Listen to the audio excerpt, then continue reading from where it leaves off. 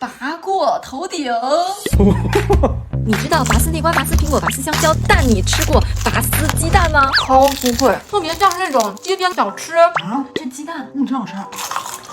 这玩意儿年夜饭的时候你往桌上一端，绝对惊掉你那些亲戚们的下巴，让你的亲戚们都无路可走。又是一次浪费，不是，又是一次特别消耗鸡蛋的你想好了再说。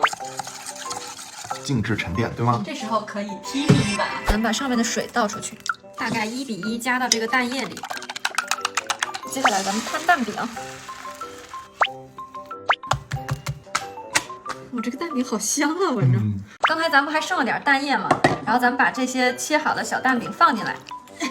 你怎么不说台词啊？我怕我嘴瓢。食用油终结者，多来点，就稍微有点热的时候，咱们就放下去炸，分散着放这些鸡蛋。已经炸出豆泡的感觉了。对对对，它就是这样，越炸越脆，越炸越鼓。它现在颜色就有点金黄了。咱们把油温升高，然后再复炸个30秒左右，2勺水。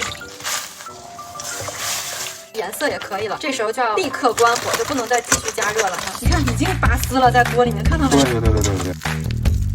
哇塞，看这个丝拔得多高，看拔过头顶。哇！